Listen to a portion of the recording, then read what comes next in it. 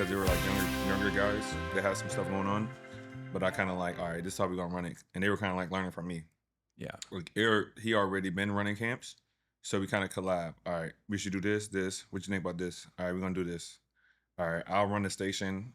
He kind of like overseeing everything, but Yeah. I'll run the station, and then he was in and out. So I pretty much ran it like day to day, but he kind of popped in and out as like the head of Like it, the director. a director of that. Yeah. Like he was a director, I was co-directing, but kind of did more stuff. Is it pretty easy for you just to kind of get out there and just start running drills? Like, do you have drills to put in? Yeah, anything. So that, as far as structure of it too, like I've been like kind of like practicing, I guess. Yeah. Learning from, and it helps because it's different people. So what I mainly try to do is collab with people in different areas. So that's why I did one in Syracuse, I did one in Utica, I did one in Owego, which is Binghamton area, did one in Lyons, which is kind of like Rochester area. Then my next one is like either try to get one in Buffalo, kind of like that. So then I can gravitate towards a bunch of different kids around the whole state. So then they understand who I am as a trainer versus a player. Yeah, you know good what I mean? point. Because they obviously heard of you, Mhm. and you get introduced. Yeah, But the now, parents, you know what I mean? now you become a little more human to them because you're coaching them directly. Mhm. Do you still pick up a lot of things? Like, obviously you've had a pretty decorated basketball career, but do you notice that even when you're coaching, maybe you're collabing with someone, elsewhere, you're like, wow, I should probably start doing a little bit of that. Yeah, like the structure. Like Yeah. I pick up structure. That's what I'm saying. Like the mix of different camps of how they run. Like for instance, when I run the one in Game Point, it's gonna be a mix of 3 different camps. Like I'm part of a mental health basketball clinic as well. So there's a structure right there. There's like commands that we use. So I kind of take from that. All right. Uh, the one Utica one, they did like we'll do a breakdown before we do whatever the skill is. So if it's like a one-on-one, we might be like, okay, this is the one thing you need for one-on-one. We need jab steps, pump fakes, and we'll go through different techniques where we'll show the kids for like 10 minutes. Boom, they go play. Now it's 2-on-2. It's 2 guys now. All right. Let's talk about pick and roll. Let's talk about 2-man spacing. Right? Show them that for like 10 to 15 minutes. Then boom, now they play 2-on-2. Yeah. 3-on-3. Now we got backdoor screen aways, stuff like that. So You build it up. yeah. So that's how, let's say if I'm thinking about Game Point, I'm running it like that. Okay, now I got the stations. So I kind of mix up everybody's stuff into one. You know what I mean? Yeah. And pretty much pick like I really can have it where like I'll be like, hey, I want defense and I want you to do these drills. I can literally do it that way, but I try to give the freedom to the people that's helping. You know what I mean? So I'm not like doing all the work. Yeah. If they need me, then I'll tap in. But I still like to run stations too. Are you a believer that you kind of need to master the one-on-one? Maybe not master, but you got to get pretty good at the one-on-one before you move on to the 2v2. Then you know how to work with someone. And then you got to get pretty good at the 2v2 to add that third player. Like, do you purposely go in that order, or do you just go in that order because it's numerical? Yeah, because of the camp. Camp-wise, obviously, if you just play 5-on-5 and you're a really good 5-on-5 player, it'll probably make you the most money because there's not too much 4-on-4 basketball. True. They do pay you to play 3-on-3, but it's not like as much as 5-on-5. 1-on-1 now, 1-on-1 has become a thing as well, where guys are playing street ball 1-on-1. You know what I mean? So that's how you get like guys who's from the street ball background. Like I'm better than him. This guy who's making all the money playing 5-on-5 in NBA, but then when let's say certain NBA players, they play street ball and they can't compete with the street ballers. Yeah. In that way because they used to 5-on-5 stuff. They're part of a team. You know what I mean? They know how to contribute that. So all their like one-on-one skills they don't have because they used to pass, cutting. Yeah. You know what I mean? Especially if they're not a scorer, right? Exactly. So what are the rules of one-on-one? Is it literally you check it and it's one-on-one? Or is there at the camp or in general? Just like, yeah, if you said it's getting popular. Oh, the popular, so it might be 4 dribbles. So that's what I thought, right? They limit dribbles. You're not just 3 or 4 dribbles or something like that. They'll do, if you fall twice in a row, free throw. Like you got different, because there's so many different platforms now. There's so many different platforms now. They have their own little thing. Yeah. And they'll do tag team one-on-ones. It's crazy. So they'll do like the first guy, then if 2 guys start, the first one to make 20. And if he gets 20, the other person got to like get off the court. You know what I mean? Then the next person comes and you play until you get 20, until the other team gets 20, and that's when you get off the court. So one guy had 80 points before somebody else had 20. Oh, so Like, it's like you kind of, if you keep winning, yeah, you so stay on. you stay on. Ah, So one guy has he's 60. probably exhausted. Yeah, Yeah. exactly, because he played all 4 guys. Think back to growing up. When did you start playing basketball? I mean, you were probably pretty young, I imagine. I started playing basketball all my life. Yeah. So I'm the youngest of 3 boys. Um, Michael is the middle older brother. Melvin is my oldest brother, and they're 3.5 and 7 years older than me, right? So because of that, I kind of gravitated towards basketball, and I was that random, like, I want to say basketball genius of a kid that's 3 years old, can shoot on a 10-foot rim. 4 years old, like shooting foul shots. 5 years old, shooting 3-pointers. Wow. You know what I mean? I was like that kid that's like, wait, how old is he? You know what I mean? So when my dad used to take me to all my brother's games, I kind of always during timeouts would run on the court and shoot. So it started with that. I played basketball, t-ball as well, growing like when I was younger. Yeah. And then from there it kind of grew. Obviously my uncle played at Syracuse as well. Yeah. And he graduated in 1987. My cousin Jason Hart played at Syracuse, 96 to Yeah, 2000. late 90s, right? Yeah, so Also I got point guard. point guard as Right. well. Yep. So actually, I met him actually when he was in college. So that's, obviously we're like more distance cousins. Oh, okay. Yeah, my dad's from New Orleans, so I think we either share the same grandmother or granddad, something down the line like that. But yeah, I kind of always played, and because I had older brothers, I played and kept up with those guys. You know what I mean? So Forced you to get better. it forced me to compete. get better and just to keep up. So by the time I was 12, it was like, wait, he might be better than us already. Well, Yeah. a funny story. You probably don't even remember this. So I played JV at West Genesee, Okay. and it was my 9th grade. So I was a year above you out of high Mhm. school. And you guys, JD, came to like at a Christmas tournament, and we don't normally play you during the Yeah. season, but we hosted a Christmas tournament. You guys came over. And so our coach didn't really have a scout. Coach Adams, rest in peace. Mhm. He was a great coach. Mhm. But all he had was like, they have a really good 8th grader. It's like all he said. We're like, all right. And, at the time I was probably the same size I am now. You were not the same size. You were probably all of 5'7", 5'8". Yeah. And here it's mostly sophomores on the team, and Yeah. we're like, all right, an 8th grader, how good can he be? Well, you guys handled us, and I think you probably dropped 40 points on us. And we're like, well, that's how good an 8th grader can we be. played on the lower back gym. Yeah, Yeah, you're right. the lower exactly. gym. I remember playing, and it was my 8th grade year. Yeah, playing JV. Yep. Did you play? Did you move up to varsity that year? Yeah. That's what I thought.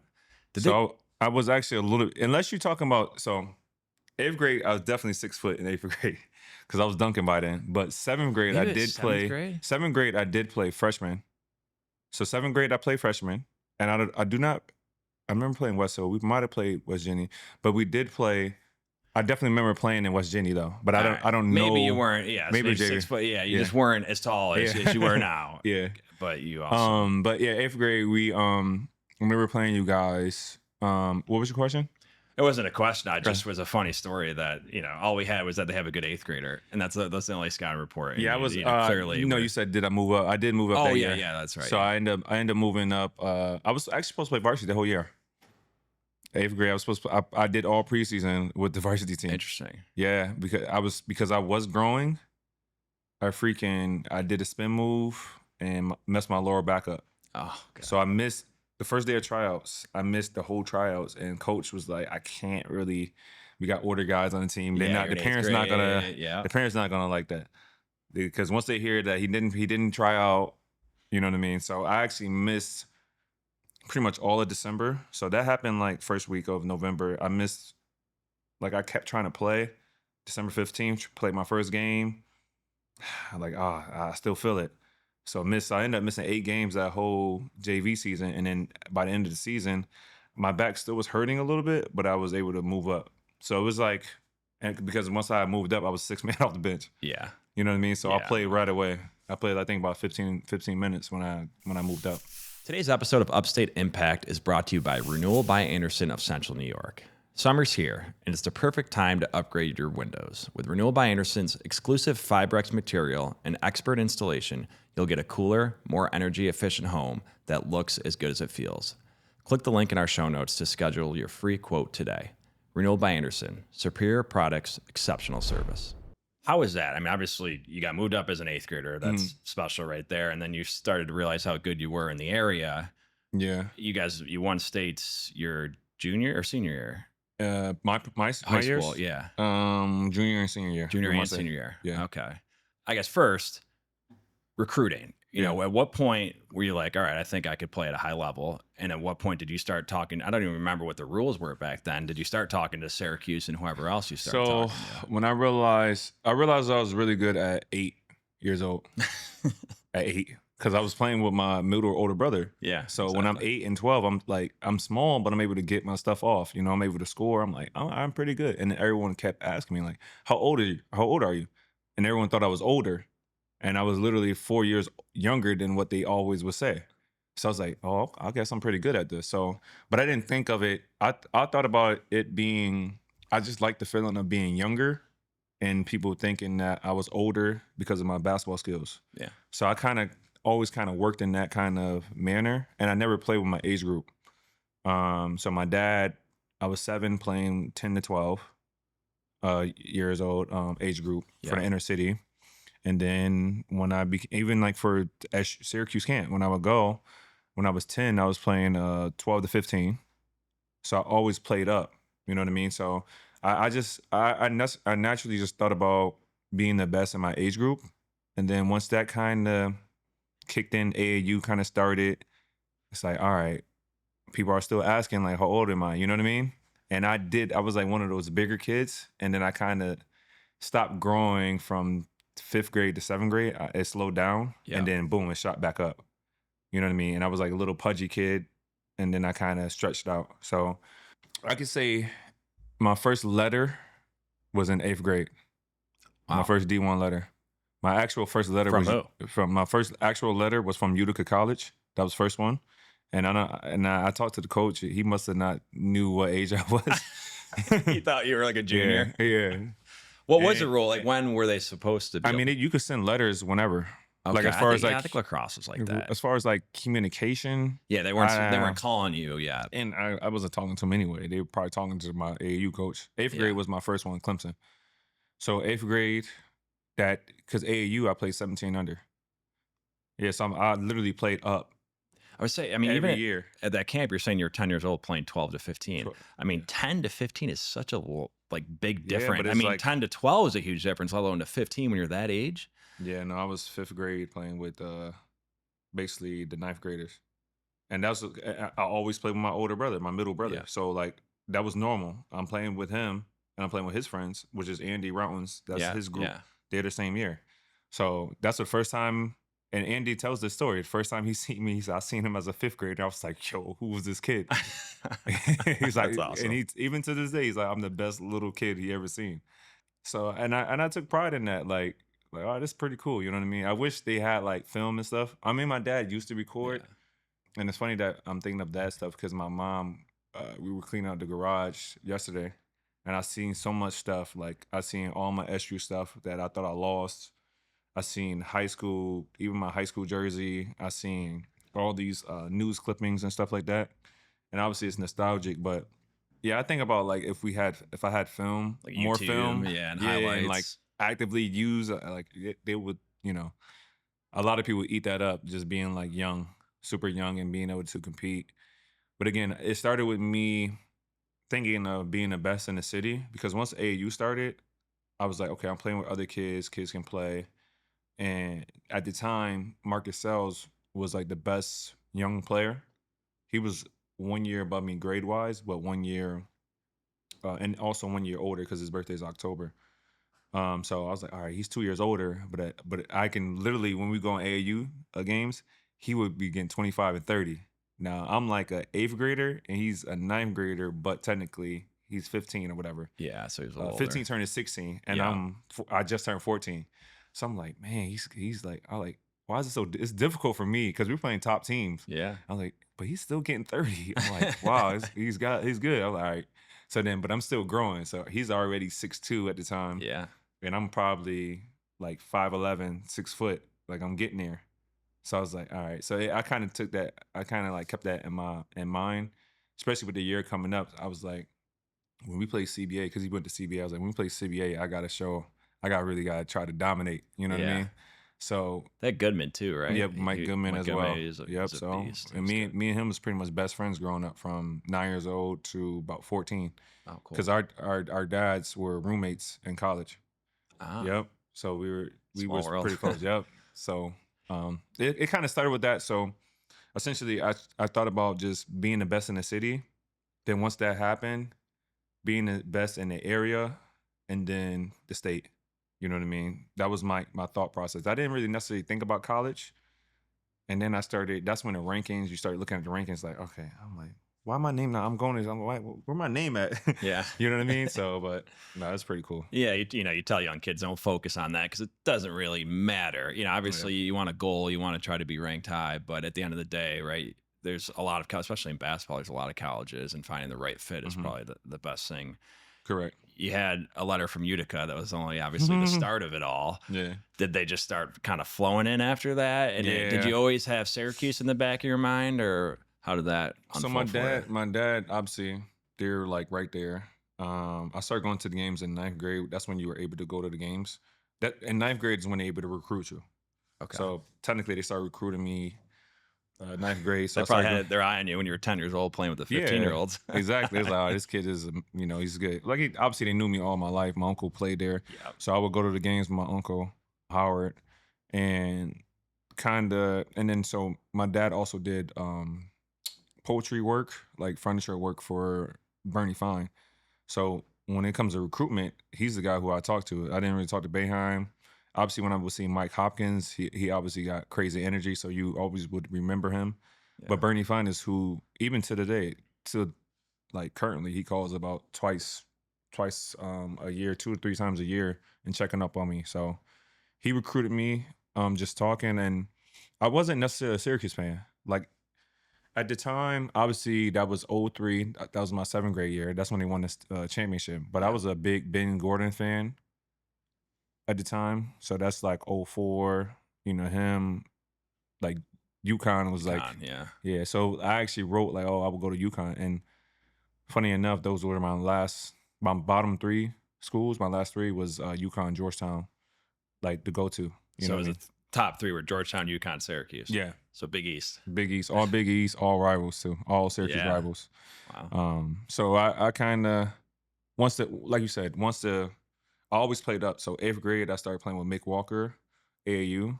At that time, we were traveling other places. When I played with Marcus Sells, it was at Syracuse Select. So we were a 15 under team, but I was playing 15 under with Syracuse Select and playing 17 under with Mick Walker. So I was Wow. doing both at the time. But so I think started getting my letters from Mick Walker because it's like, wait, this guy's in eighth grade and kind of can keep up. Okay, cool. Ninth grade, that's when it was like, you know, I got pretty much a lot of my accolades through ninth grade because at the time I was getting MVP of like all the Christmas tournaments, first team all CNY. Yeah. I think DeAndre Priester got Player of the Year that year, but I pretty much got Player of the Year the other years. Yeah. And we actually were supposed to, every year we played at JD, we were technically number 1, number 2 team in the state. So we were supposed to win the states every year. It just, we got upset my freshman year. Sophomore year, I tear my ACL. So, Oh, wow. so that kind of derailed things. And I think that kind of messed up my rankings because I just played Johnny Flynn. They won by like a few points, but I had 31 points. He had 33. He's a McDonald's All-American already. Yeah. In the top 4 point guard in his class. And I'm 2 classes lower and I have 31. So, and then a week later, I tear my ACL. Boom. That's tough. Yep. So How was that recovery? I mean, clearly didn't slow you down. it You're slowed me. young. It slowed Oh, me initially, down, like because I was like a unicorn. It made me more of a normal athlete.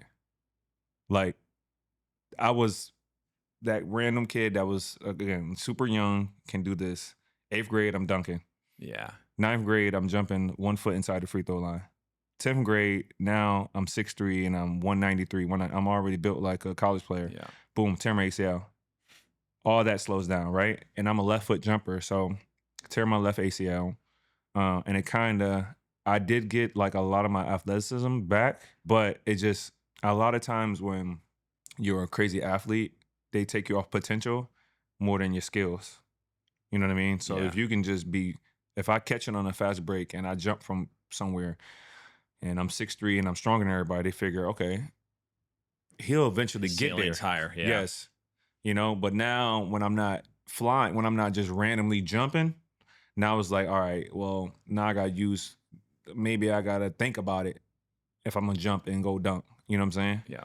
It's a little different. So it took me that year I wore a knee brace my junior year. So I was averaging 20, 20 points my freshman year. When I got hurt, I was averaging, sophomore year, I was averaging 22 and a half.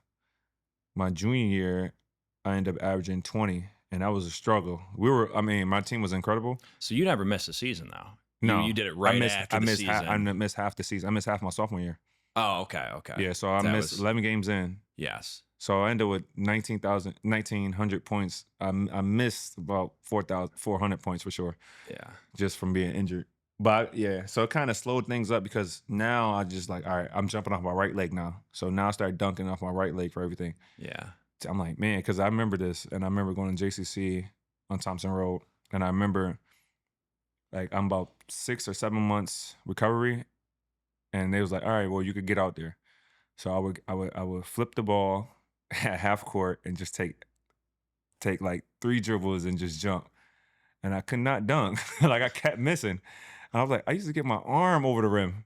Yeah. I started thinking like I started getting my so I kept doing it. I'm like, I could dunk, but I can't. I'm like, damn, okay, I don't have no hang time, And I Yeah. just kept going and kept going. And what happens is when you injured and you let's say you have surgery or something like that, right? A lot of times you don't know that if you don't work on it, then you're gonna lose that muscle. So I thought, okay, I feel good today. I'm 6 months, I'm 7 months, cool. All right, let's go. Man, I in 3 weeks I lost all the muscle I have. Now I feel like I'm limping. So my first tournament back was my junior year. No, I missed my sophomore year. So junior year. Oh no. Oh yeah. So sophomore year I did play. Just thought about it. I did Yeah. play. So I played one tournament because I had surgery in January 7th, Oh, okay. So 2007. like mid-season. Yeah. Yeah. So by the time after 8 months, it's pretty much 7 months. So July I played. Yeah, July. So 7 months I played in a tournament, right? And I could do some stuff, but I can't be athletic. So I played 3 games in Vegas, and then they shut me down because it's like, all right, I don't want them to get hurt. So I spent like the next 3 months of just like using actually strength and motion. And it actually, Parker? yeah, Corey Nice. Parker, yep. He was my main guy. He's one of the guys at 9th grade, 10th grade, like he definitely is responsible for the extra bounce. Oh yeah. Yeah, so I was you already saw that jumping. amongst athletes across CNY, in our era. You could tell when a kid went to strength and motion. Yep. You're right. He had the extra bounce for sure. Yeah, I was definitely went from like 37, just off natural jumping and dunking in the backyard, to about 40. Wow. It's like, wow, like damn. And then now I'm jumping off 2 feet, because before I was just 1 foot. Now I'm jumping off 2 feet because a lot of stuff we were doing, even like I think it's called bear crawls or whatever. You the weight is on your shoulders and you like pushing up. Yeah, that was some good times right there. So you decide on Syracuse over Connecticut or UConn and Georgetown. Did you know you had an opportunity to step on the court right away and start? It was 50-50. So Johnny Flynn was there, and most likely he was going to leave. Scoop Jardine was coming off of surgery, and he didn't play the year before. So coach was like, you have a really good chance of starting basically from day one. Like I don't know who's going to play, either you or Scoop or whatever the case may be. We don't know if we want to be a point guard, but we see you as a point guard. We don't know if we want to have him as a 2 or whatever the case may be. So I can't say I outplayed him my freshman year. Yeah. I was kind of steady. I was less erratic, I would say. I had less of an attitude as well. Yeah. So I think I was a better shooter. I think that was the main thing that got me on the court to start, was me being a better shooter. Is all right, well, he has a calm presence. We got Andy Rounds as a 2. So all right, let's just throw him out there. And then we end up playing, and I actually started my freshman year like really well. So I actually made coach look good for the first half. And then I guess I hit that freshman wall. And some of it is like mental. It's like, let's say it's physical, like you hit a freshman wall. Yeah. But, I couldn't deal with some of the complaining coach would do, like say, and stuff like that. So it kind of would, instead of like him yelling would turn a certain guy up, it kind of turned me down. Like, all right, cool. So if you look at my stats, right, my freshman year, I actually literally dropped freshman of the year in Big East because from that first half, I was averaging 11 points. I ended that season averaging like eight or nine. Because if you look in all of February, I would shoot two shots, one shot, 2 shots, 1 shot, 2 shots, 1 shot for the whole month of February.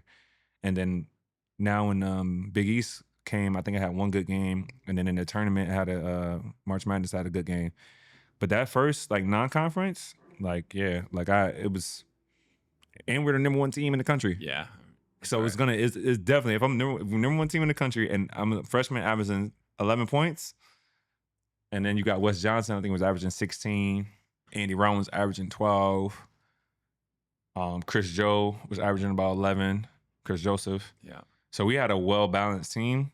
And if I would have kept that up, it would have been amazing. But what happened was I didn't do as well, but then Scoop started playing really well also. So it kind of helped the team out. He would have been, he's technically 3 years older than me, but he went to school, he redshirt. Yeah. And went to school, you know what I mean? So he would have been a sophomore that year. Okay. You know what I'm saying? So, yeah. Mm-hmm.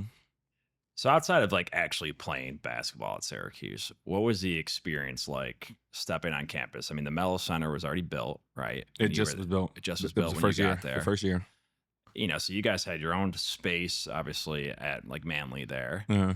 And just traveling. I mean, you guys traveled quite a bit. I mean, charter, charter, yeah. And I just think back to, so I played lacrosse at University at Albany, and that was, I enjoyed my time there, but it was just different. It was a state school. It was, take a bus to Ohio State, stop at a rest stop. Coach hands one guy $100 bill and counts off 10 guys, says you guys go get lunch and split it up. Yeah. Then you go to Syracuse, and it was way different as a lacrosse player, one of, 40-something guys, right? We're getting $60 each, and we never had to pay for it. They got us all the food, and it was like, if you wanted more, here's money for it. I can only imagine how it was for a basketball player. I mean, chartered flights. I mean, was it, just... I thought, obviously, I don't see the difference because I didn't have nothing to compare it to.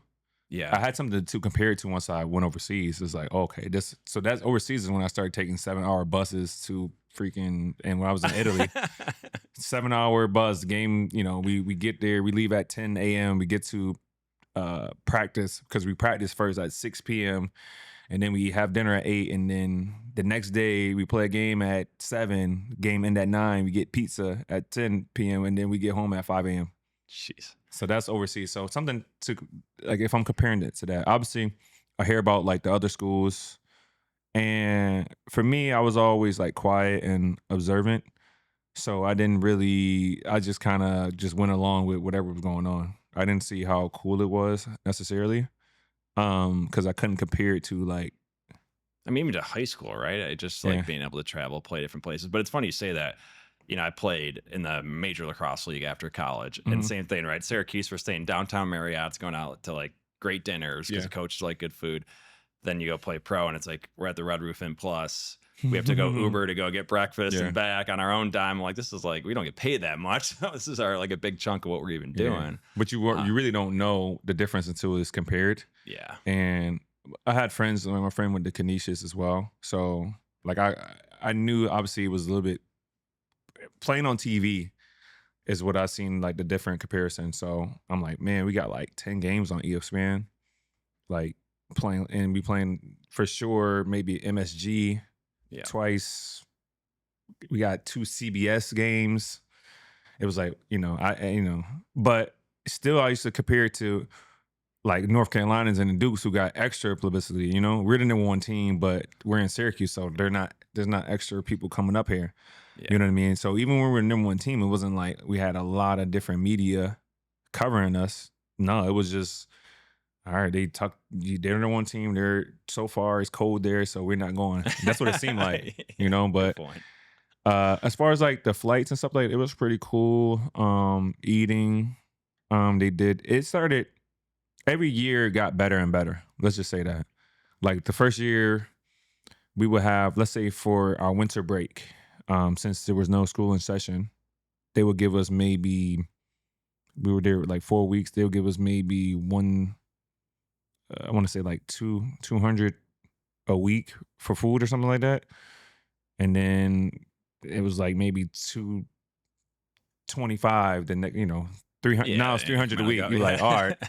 I'm like because now I'm obviously Inflation. exactly now I'm from Syracuse, so I'm eating a lot at home anyway. Oh, You know what I mean? So I'm smart. using that to just buy sneakers. But yeah, and then obviously now kids are getting paid a lot of money. Yeah, it's crazy. So you compare it to that. Like I used to tell people I used to have to borrow money to take a girl out on a date to the movies because the movies is a $50 date. Yeah. So So you get dinner or something before? For yeah. sure. No, the tickets is 24. You Yeah, get popcorn, that's yeah, $7. You get a just soda, that's $50. And I had to borrow that. I was like, hey, like Dad, going to the movies. Hey, can I get $50? You know what I mean? So, I mean, this is college life. It's just Yeah. what it is, and yeah, so. when someone brings up Syracuse basketball in your time there, is there any one particular like moment or game that you just kind of think of? Well, I think a lot of people think of me. A lot of people bring up the charge Final Four.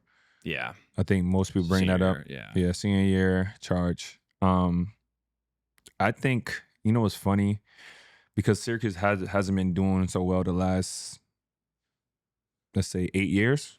Yeah, so it's been a long People go back to my time. It's actually helping me out a little bit because now they go back to my golden time. era. Yes, they're like, oh, when you played.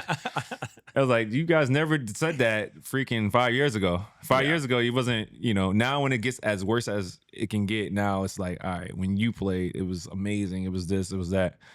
I mean, I kind of seen it with my uncle because my uncle played in 84. I mean, from 84 to 87, they went to the Final Four.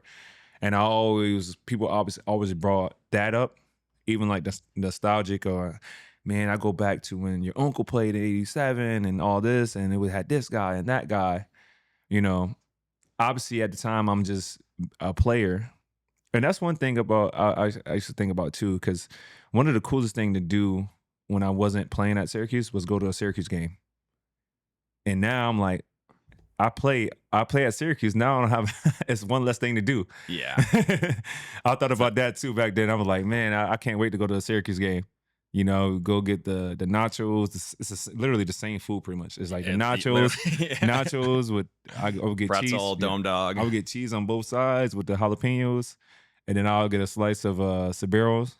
Yeah. Yep. And then the games end at like 9:30. So then now I get to go to bed a little bit later. So I definitely did miss that. But yeah, definitely with Syracuse not playing as well, people definitely recognize my era a lot more because they realize, like, man, there used to be 30,000 people in this stands. Now we can't get 13,000. Yeah. Kind of weird.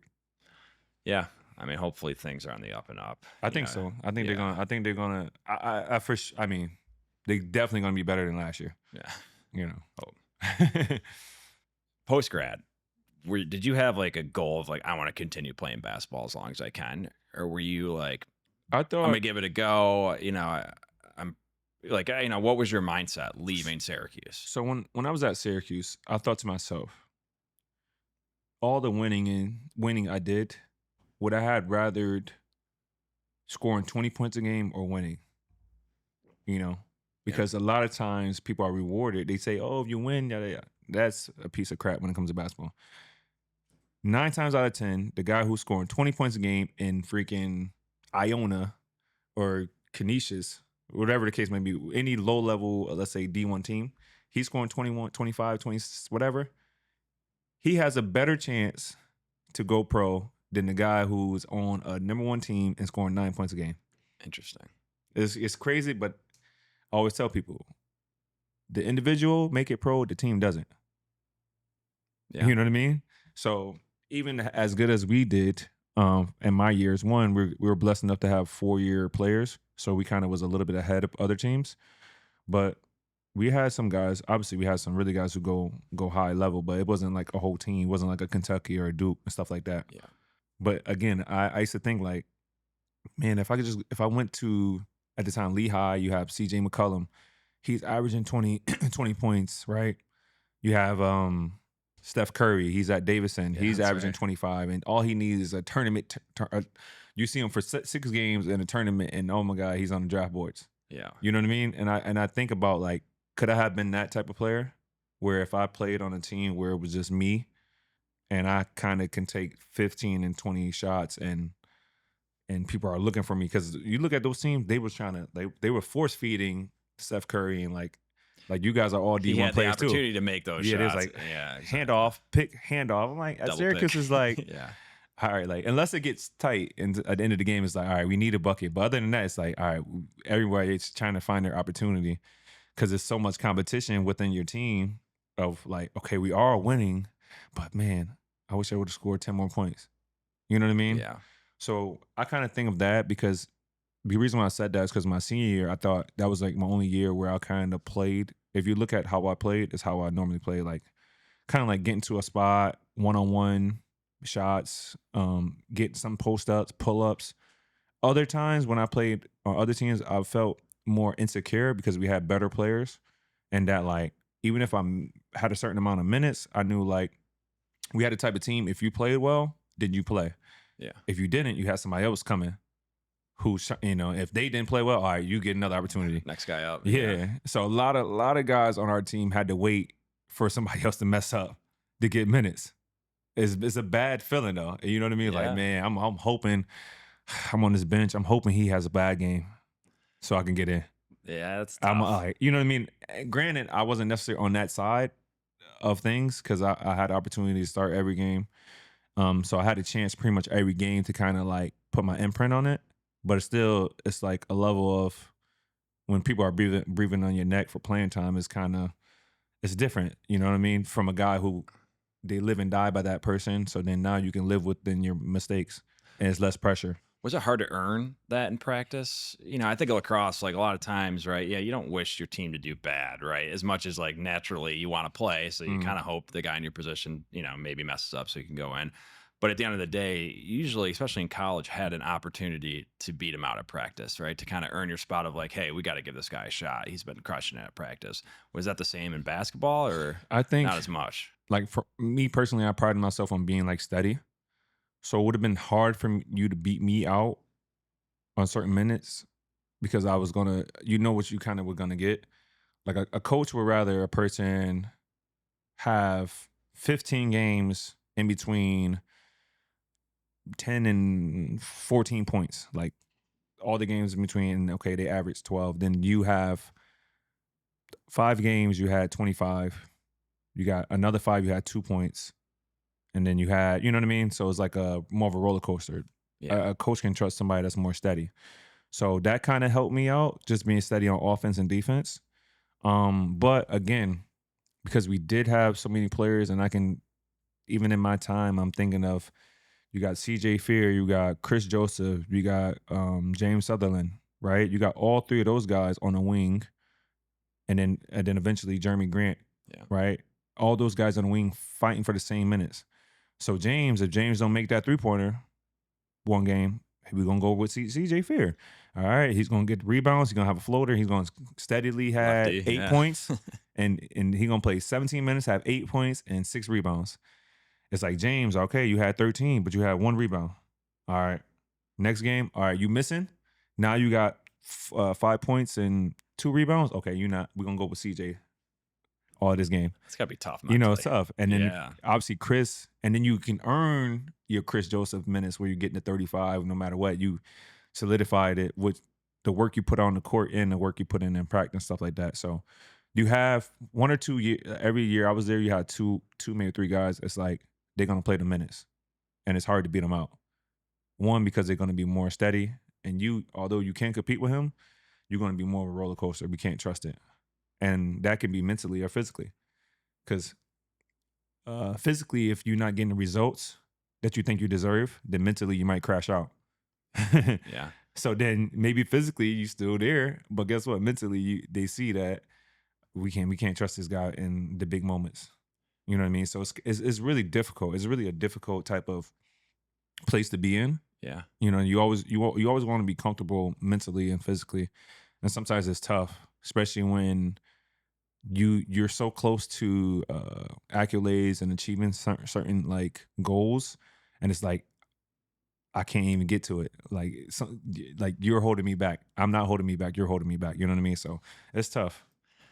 Are these things you talk to with like younger players about? Like, obviously, you do a lot of training. We talked about the camps you were doing, Mhm.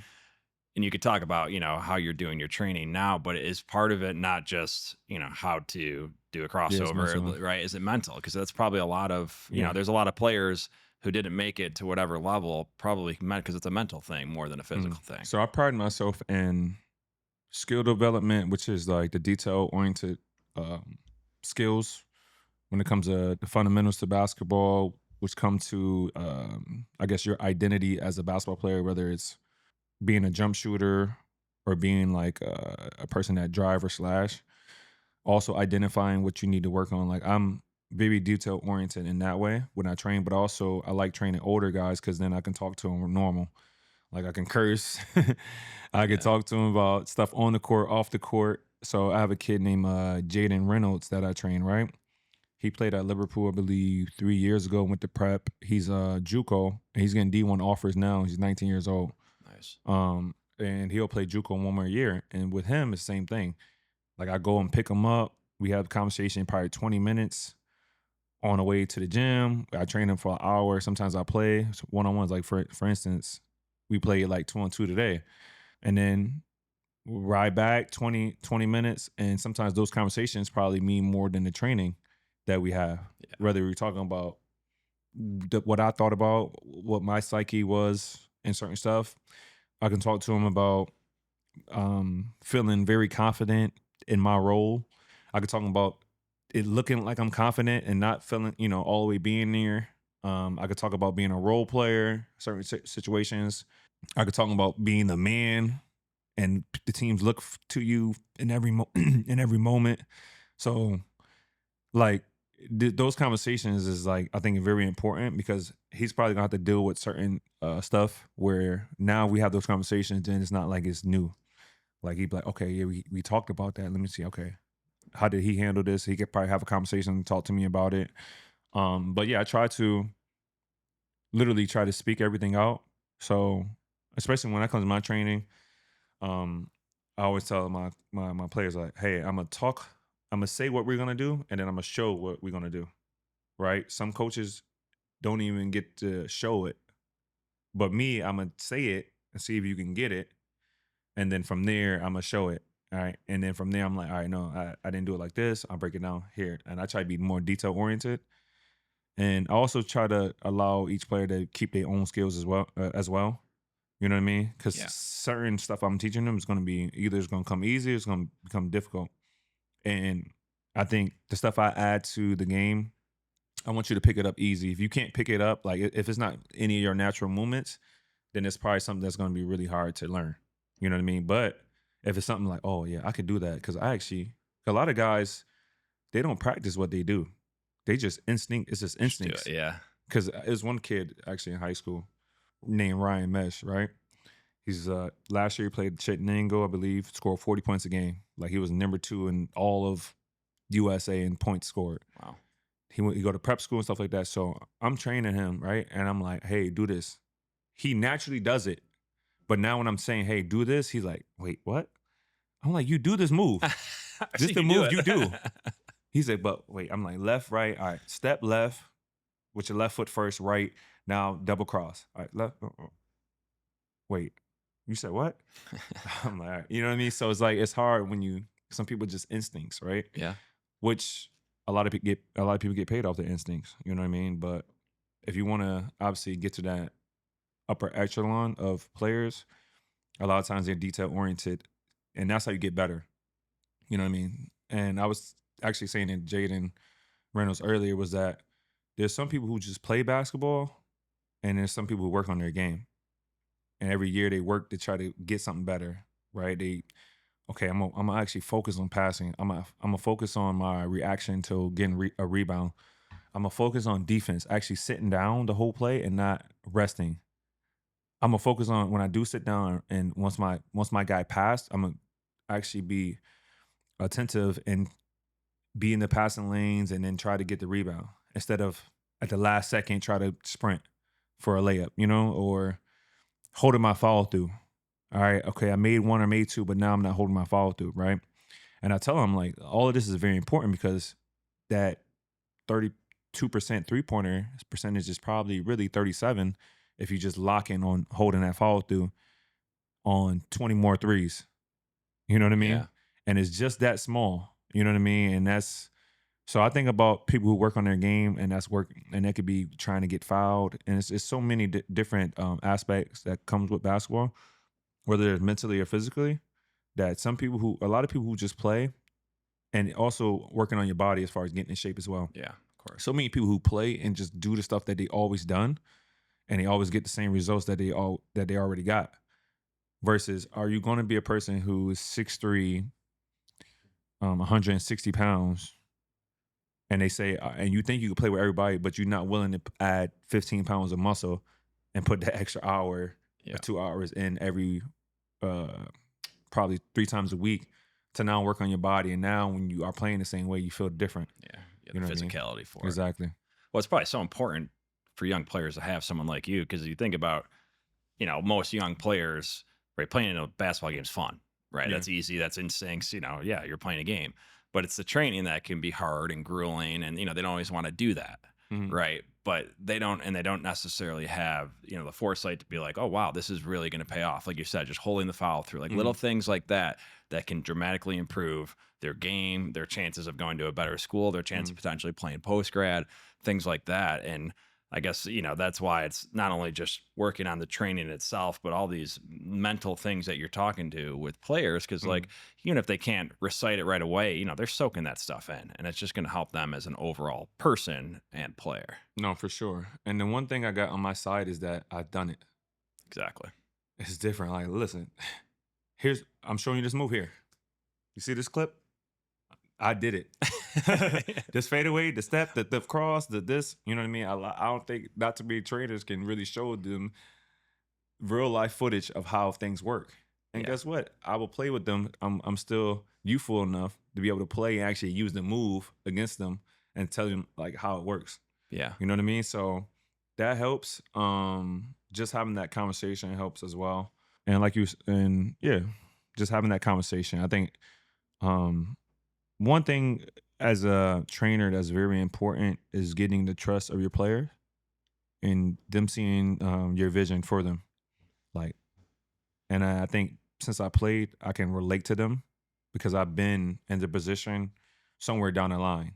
I at least been in their position. You know what I'm saying? So whether it's being a young, let's say prodigy at basketball, whether it's them getting recruited, trying to get recruited, for the most part, I'm probably maybe going to be further along than they ever, I mean, God willing, they reach higher heights than me. Yeah, that'd be great, right? Yeah. Especially as a coach. You know what I mean? But for the most part, yeah.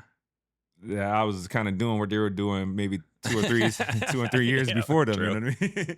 So, so I guess I am somebody they should listen to. But also like I'm selfless and they teach me a lot of stuff too. So even when it comes to training, I kind of learn from their movements, and sometimes I'm creative, so I can just come up with a workout right there. I'll see something, and they'll do something. I'm like, okay, let's rep that out.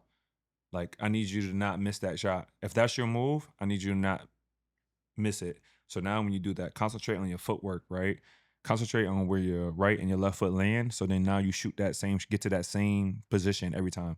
So I might, when it comes to my skill development, let's say we're working on a step back, I might do left hand dribble, step back to the left. All right, double cross, step back to the left. Between the legs, cross, step back left. So no matter what, you should be able to get to that move. So now you're not even thinking. Yeah. Now your feet is always going to be in order because guess what? You done did this 50 times, 60 times in this workout. And for me, I kind of build off that. You know what I mean? Yeah. I'll start with something that I want them to work on, and then build off that. If we got a young player listening, or like parents of a young player listening, how do they, and they want you to coach their kid, how do they get in touch with you? You know, obviously I've seen you do kind of lessons, small Yeah. size clinics, you do camps. What's the best way to maybe get in touch Well, with you? I guess the best way is if they're serious about it is through Instagram, Okay. BT Athletics 315. There, I kind of, you can DM me. I pretty much answer everything. When it comes to individual stuff, obviously I'm only one person, True. so it depends on the age group. I tend to try to go 10 and up with I guess players who already got a certain skill set. Yeah. But when it comes to like the camps I do, for instance, I have a camp, game sports complex, which is I believe is 211 South Central or Center Street, East Syracuse. So, and that's game sports. So I'm running the camp August 11th through the 14th. We have, I believe, 9 to 12 p.m. So in the morning to noon, we'll have 5th to 8th grade. And then in the afternoon, 1 to 4, we'll have high school level.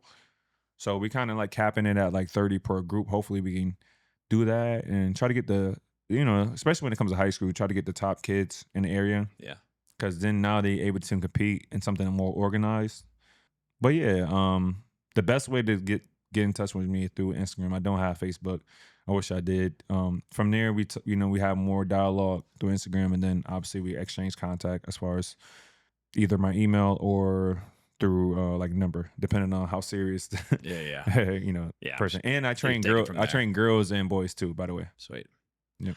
Well, I know you got to run. You got some trainings this Mhm. afternoon, but I appreciate you taking the time. This was awesome. Just kind of telling your story and your Mhm. time at Syracuse. And it's just, obviously following you, relatively closely, being here in Syracuse and Mhm. kind of hearing, just what you had to say about your experience and what you're doing now is super cool. Yeah, man. So, Thanks for having me. And this conversation obviously just started from me being in at Salve yeah. Community Center. He said, "Hey, you want to be on the podcast?" I'm like, "Yeah, of course." And obviously just being a little bit busy, I'm like, I'm actually heading to train some kids in literally like 20 minutes now. So Yeah.